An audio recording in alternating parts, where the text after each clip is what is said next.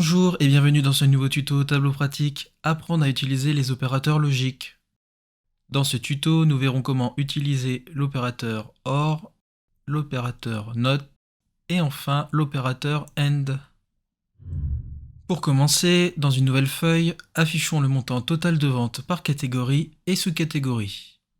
Pour ce faire, faisons glisser les dimensions catégorie et sous-catégorie dans l'étagère des lignes. Et enfin, faisons glisser la mesure vente dans le repère texte afin d'avoir la vue suivante. Imaginons que nous soyons en période de solde et que nous souhaitions afficher articles à solder pour les articles des sous-catégories art, chaise et table. Pour ce faire, dans un nouveau champ calculé, que l'on nommera à solder,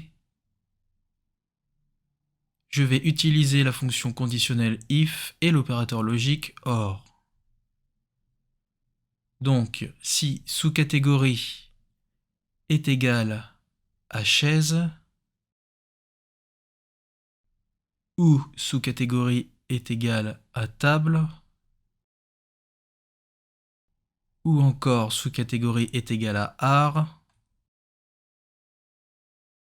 alors afficher article à solder,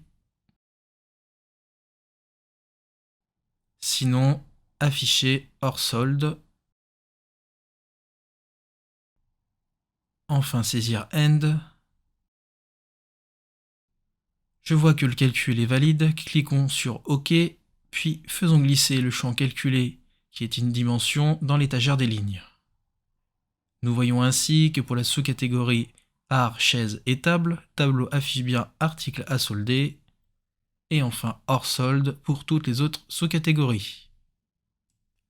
Maintenant, si je souhaite appliquer une réduction à mes articles à solder et que cette réduction s'élève, disons, à 10% pour les articles à solder appartenant à la catégorie mobilier et 5% pour les articles à solder appartenant aux autres catégories, nous allons donc utiliser la fonction if et les opérateurs logiques NOT et AND. Pour ce faire, dans un nouveau champ calculé, que l'on nommera réduction, je vais ensuite utiliser if combiné à l'opérateur NOT pour dire que si ce n'est pas soldé, donc if NOT à solder, qui est notre ancien champ calculé que nous avons créé, n'est pas égal à article à solder, alors afficher pas de réduction.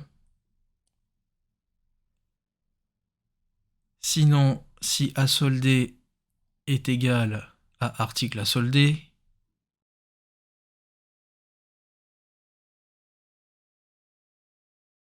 et donc AND, que notre catégorie est égale à mobilier,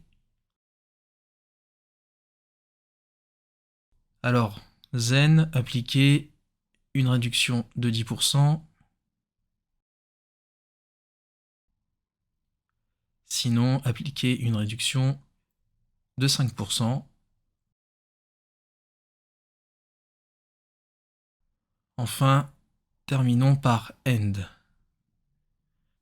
Donc si je reprends, si l'article n'est pas un article à solder, donc pas de réduction. En revanche, s'il est à solder et qu'il appartient à la catégorie mobilier, alors j'applique une réduction de 10%, sinon la réduction est de 5% pour tous les articles à solder appartenant aux autres catégories que mobilier.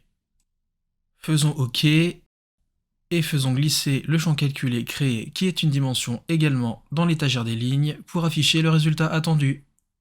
Le tuto est désormais terminé, retrouvez-nous sur tableau-pratique.com pour encore plus de contenu dédié à Tableau.